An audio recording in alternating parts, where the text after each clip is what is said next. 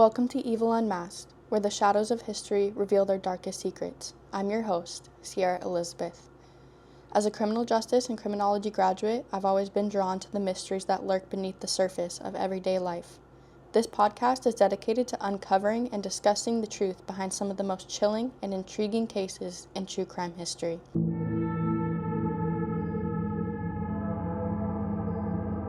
In each episode, we'll deep dive into a different case, exploring the evidence, unraveling the clues, and bringing you the stories of the victims and the relentless pursuit of justice.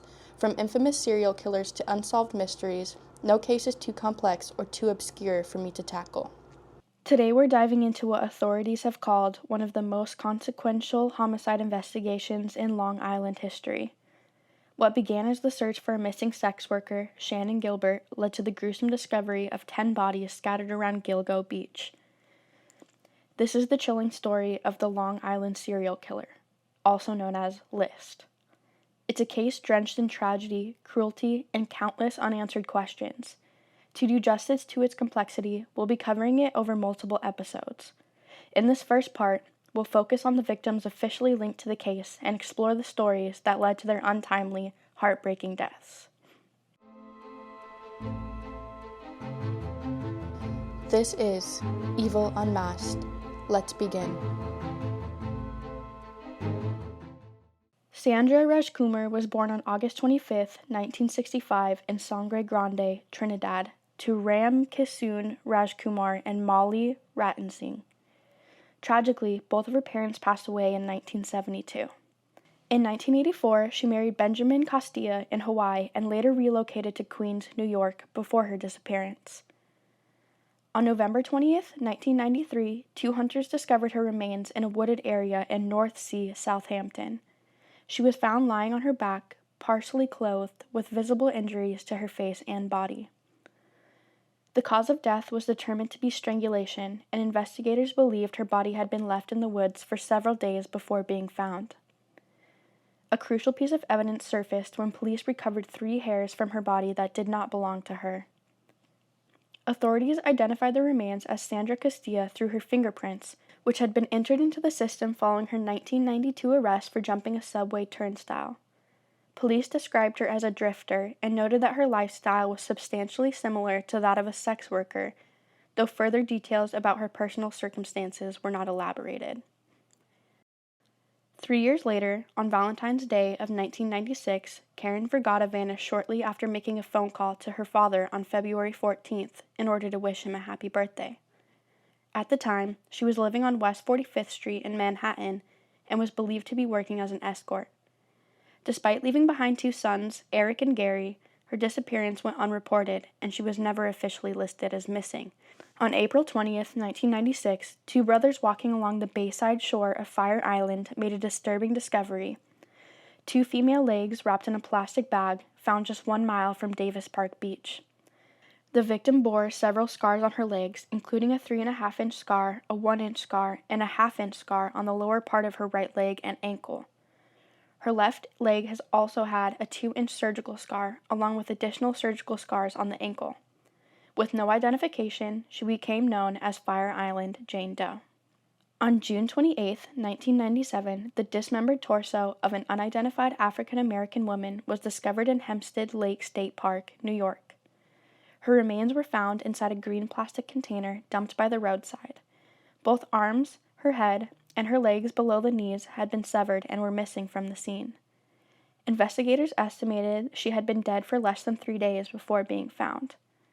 The victim had a distinctive heart-shaped peach tattoo with a bite taken out of it on her left breast, leading authorities to nickname her Peaches. In an effort to identify her, a photograph of the tattoo was published in a national tattoo magazine. Connecticut tattoo artist Stephen Cullen recognized the tattoo, claiming to have inked it in 1996. He described her as a young black woman, around 18 or 19 years old, who was from either the Bronx or Long Island. It was a late Saturday night. I was getting ready to close. 2 people came in. And it was a simple enough tattoo as just another person from out of state. And I got tattooed as in 35 countries. So I figured it was just another chance to put somebody out in another state. So I took the extra time out and tattooed it. Besides, it was just a really odd tattoo. I've never tattooed a peach. Never mind a peach with a bite taken out of it. Now, how common is a peach? I don't know, man. Maybe people in Georgia have them. Mm-hmm. But I don't know if people in Georgia have tattoos with peaches with a bite taken out of them. Is that it? Is that the tattoo that you did? Yeah. Yep. And it's really funny because you look at the shape. It's very heart shaped. And that's I drew a couple of different sets, and that's kind of what she wanted. In the earlier years of tattooing, you see along this line here, it's nice and smooth. Usually when you come back around that side, you're working the opposite side of what your hand is normally used to flowing. Uh-huh. And you notice that little offset in that line right there. So that may symbolizes it's a right-handed tattooist that did that. Huh. So that's how you know it was you. Because I saw a little black and white photo that was probably about a 1-inch photo in a tattoo magazine. I was just flipping through the shit and I just saw this and I said, well, what the hell is this?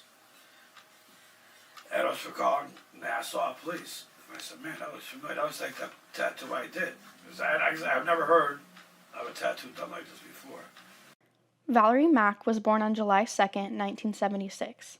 In the spring of 2000, Valerie Mack was last seen by her family in Port Republic, New Jersey. Despite her disappearance, she was never reported missing. Her last known address was in Philadelphia, Pennsylvania, where she worked as an escort under the alias Melissa Taylor. Valerie was a petite white female with brown hair and hazel eyes, standing about 5 feet tall and weighing roughly 100 pounds. Valerie Mack's sister Angela wrote on a Facebook page, quote, "My big sister was a great, smart, sweet, and troubled young woman. My parents did everything to try and help her troubled heart. My family and I tried to report her missing, but they said she was an adult and left on her own." End quote. On November 19th, 2000, hikers made a grisly discovery in the Long Island Pine Barrens near Halsey Manor Road in Manorville. The dismembered body of a woman had been placed in plastic bags, with authorities estimating she had been dead for several weeks. The victim, a white woman with brown hair, was believed to be in her 30s. Without any identifying information, she became known as Manorville Jane Doe. Jessica Taylor was born on June 17, 1983, and was originally from Poughkeepsie, New York, and had left home as a teenager and eventually settled in Brooklyn. For about 3 years, she was under the control of a pimp named Khalil White, also known as Remy. Occasionally, she traveled up and down the East Coast, often expressing a desire to escape her situation. During a trip to Washington, D.C., she decided she wanted to return home. On July 15, 2000, she set out to return home but was reported missing by White later that same day. It was discovered that her car had broken down en route, but she managed to hitchhike back to Brooklyn. Jessica was last seen between July 18th and July 21st at the Port Authority bus terminal in Manhattan. On July 26, 2003, a dismembered and decapitated body was discovered in Manorville, New York, at the end of an access road off Halsey Manor Road, just north of the Long Island Expressway, by a woman walking her dog. The torso was found wrapped in plastic, and the medical examiner estimated that the victim had been dead for 2 to 3 days before the discovery. At the time, her identity remained unknown. A tattoo on her right hip, which had been mutilated with a sharp instrument, appeared to be a red heart with angel wings and the words "Remy's Angel," likely referencing a pimp. Photos of the tattoo were released in hopes of identifying her. 7 months later, a detective from Washington, D.C., recognized the tattoo and connected it to Jessica Taylor. DNA samples from her family confirmed the identification. After her identity was revealed, her family issued a statement, quote, "Jessica is loved and missed immeasurably by her family. They are pushing for answers and will not stop until justice is found for Jessica." Maureen Brainerd Barnes was born on June 14, 1982, in New London to Marie Ducharme and Robert Senecal. She was last seen alive in her hotel room at the Super 8 Hotel in Midtown Manhattan on July 9, 2007, around 11:43 p.m.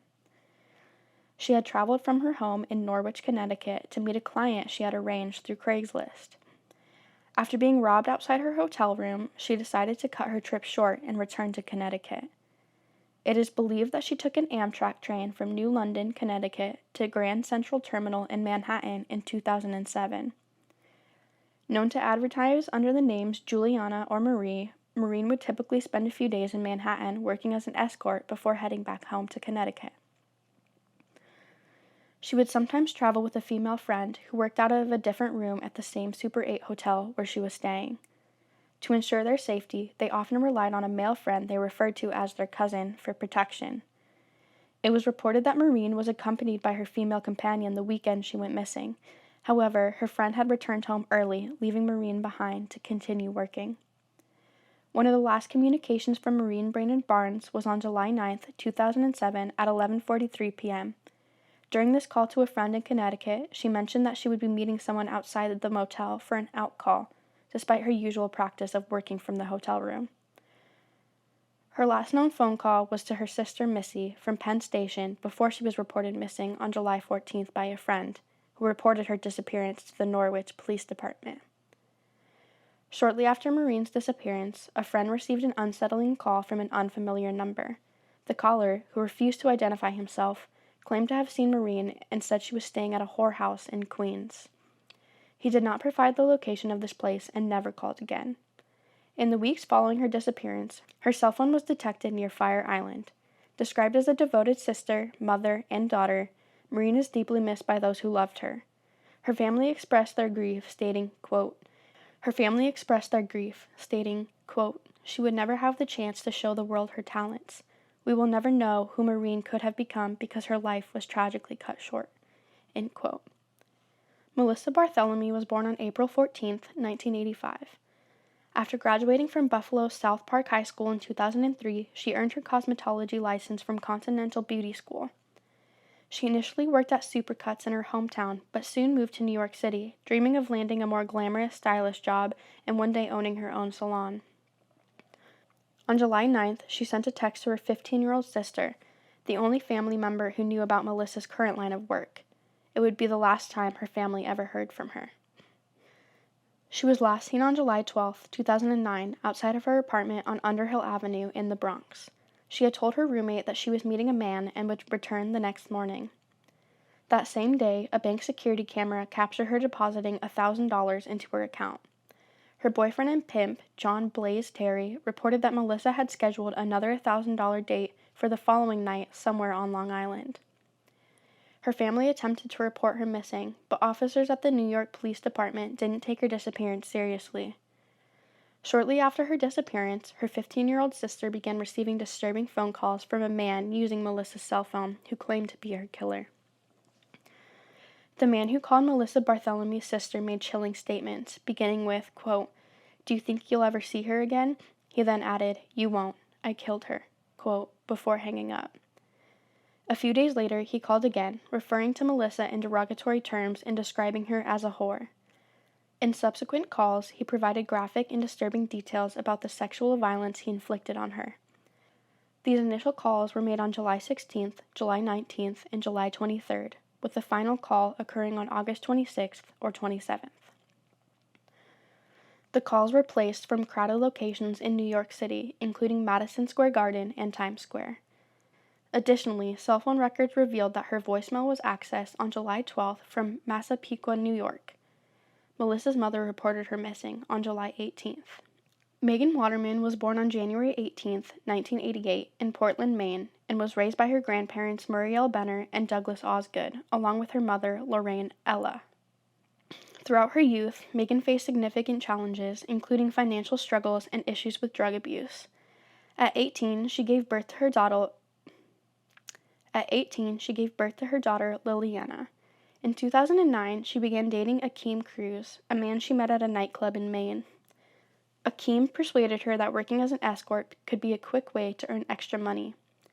On June 1st, 2010, the couple took a bus from Portland to New York City, where Akeem checked her into a hotel room at the Holiday Inn Express in Hauppauge so she could work. Akeem stayed nearby with his family during this time. Megan was last seen alive on June 6, 2010 at 1:30 a.m., leaving the Holiday Inn. Security cameras captured her in the hotel lobby just before she exited the building for the final time. Never-before-seen video released by Suffolk County Police could help solve the Gilgo Beach murders. Our victim, Megan Waterman, was wearing a yellow sweater and is shown both arriving and leaving the hotel. Different angles captured by surveillance cameras document one of the last times Megan Waterman was seen. The 22-year-old who advertised herself as an escort on Craigslist went missing in early June of 2010, soon after leaving the Holiday Inn Express in Hauppauge. Based on what we know right now, we believe she did leave the hotel that night to meet her killer. Megan Waterman, who lived in Scarborough, Maine, made a point of calling her young daughter several times a day while she was in New York. On June 5th, Megan talked on the phone with her mother, and she was reporting missing on June 8th in Maine. Cell phone records showed that she had been picked up and driven to Massapequa Park, around 15 to 20 miles southwest of the hotel that she had been staying at. The last recorded activity on her phone was at 3:11 a.m. in the same area. Amber Costello lived with a female roommate and two men in a house in West Babylon, New York. All four of them struggled with heroin addiction. To support their habit, Amber and her female roommate worked as escorts, with the two men often helping to arrange dates by sharing a cell phone. When clients came to the house, the men would frequently orchestrate a scam. After a client paid, but before any sexual activity occurred, the men would confront him, claiming that the woman was their girlfriend. This would typically cause the client to flee, leaving the payment behind. Amber was last seen alive by her roommate on September 2, 2010, at their home. That night, she left to meet a client who had contacted her multiple times, offering her $1,500 for her services. It appears that this client had fallen victim to the ruse put on by Amber and her roommates, but was persistent in seeing her again on an out call. The final call came at 10:30 p.m., with the client stating that he was parked down the street. Amber left without her phone, dressed in a pink hoodie and jeans. Witnesses later described that the client was a large white male standing between 6'4" and 6'6", wearing large oval-shaped glasses. He was also compared to an ogre. Originally from Wilmington, North Carolina, Amber had moved to Florida for a few years before finally settling in New York after the end of her second marriage in 2009. Her ex-husband stated that their marriage had ended due to her heroin use. On May 1, 2010, Shannon Gilbert and her driver, Michael Pack, set out for a client's house in Oak Beach. The client was identified as Joseph Brewer. At 4:45 a.m., Shannon became agitated for an unknown reason, and Brewer asked Pack to get Shannon out of his house. Pack entered the house, and Shannon stated, quote, "You guys are trying to kill me," end quote. Pack and Brewer unsuccessfully attempt to get Shannon out of the house. At this time, Shannon hid from them behind the couch, and at 4:51 a.m., dispatchers received a frantic call from Shannon, who claimed people were trying to kill her. Pack left the house after they were unsuccessful in trying to remove her, and minutes later, he saw her flee from the house and fall down the stairs. At 5 a.m., she frantically knocked on the door of a neighbor, Gus Coletti, screaming for help. Coletti opened the door and let her in, but as he went to call the police, she fled his home. He rushed after her, only to see Pack's SUV approaching. Pack explained that they had been at the party when she became upset. Shannon, meanwhile, was hiding behind Coletti's boat before bolting again, with Pack attempting to follow but quickly losing sight of her. She turned right onto Anchor Way, disappearing further into the community. At 5:24 a.m., she knocked on another door, this time that of Barbara Brennan, who also called 911. Shannon then vanished from the gated neighborhood, sparking a major investigation. Her initial 911 call was routed to the New York State Police and later transferred to the Suffolk County Police Department. After a decade-long legal battle, a judge ordered the release of the 911 recordings and transcripts to the family's attorney, John Ray. 09, how can I assist you? Hello? Hello? Hello, you dialed into the 911 system. How can I assist you? Hello? Yeah. Do you need the police? Yeah. Where? Where? Who's there with you?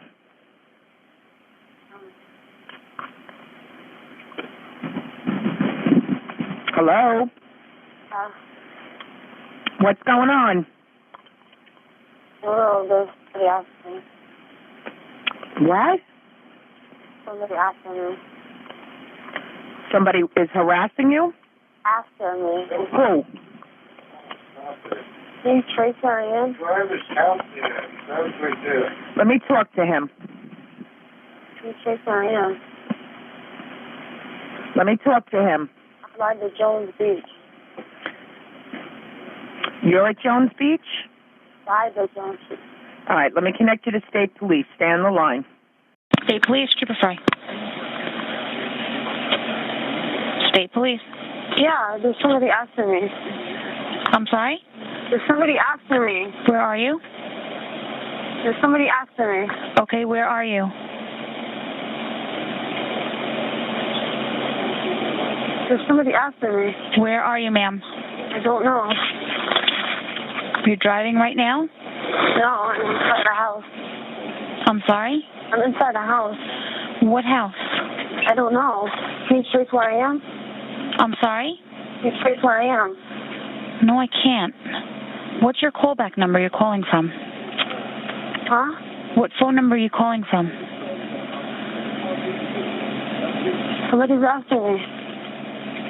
Please. Are you in Suffolk County or Nassau County? I'm in Long Island. Where on Long Island are you?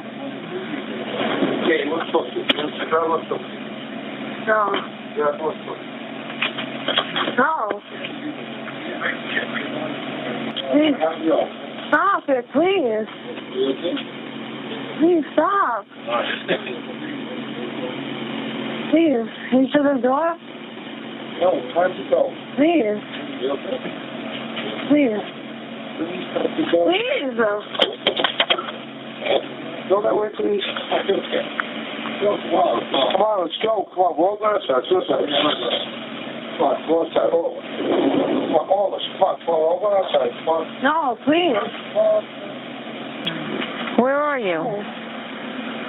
What's going on there? What's your name? Where's the bathroom? I'll see you. What's your name? Shannon Gilbert.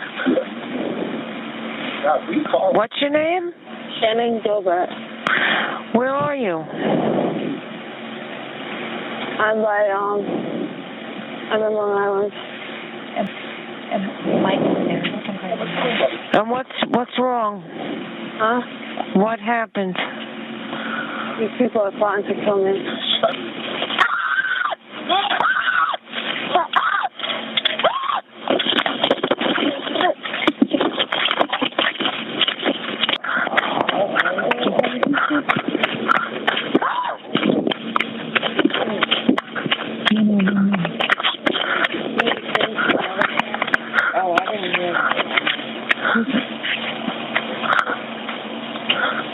There's a shield on the car.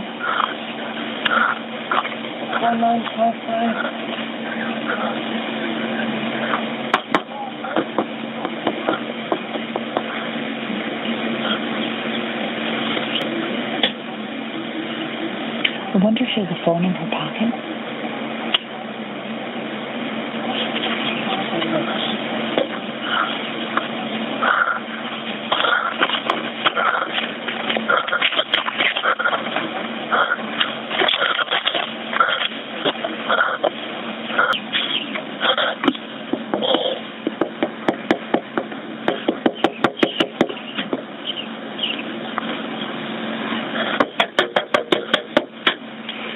Shannon.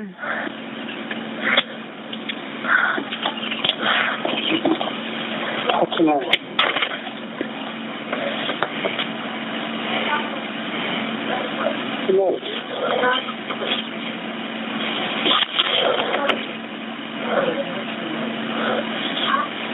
Somebody after you? Huh? Hello? Hello? You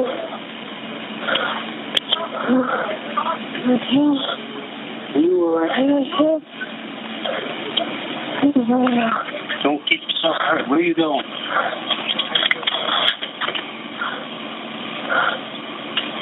Wait a minute. Where are you going? Where are you going?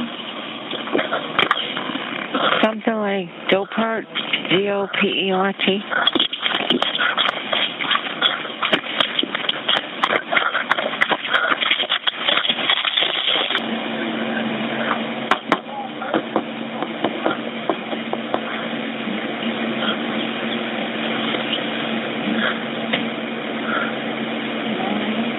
Shannon?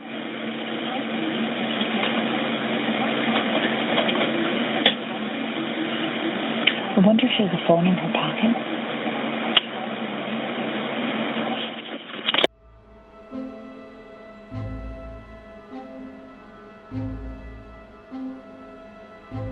If you found this episode captivating, please subscribe and leave a review to help others discover my podcast.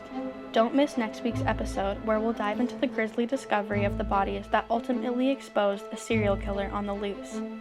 For updates and behind-the-scenes content, follow me on Instagram at evil.unmasked or on X at evil_unmasked.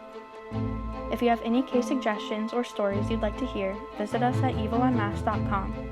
Stay safe and keep questioning the world around you.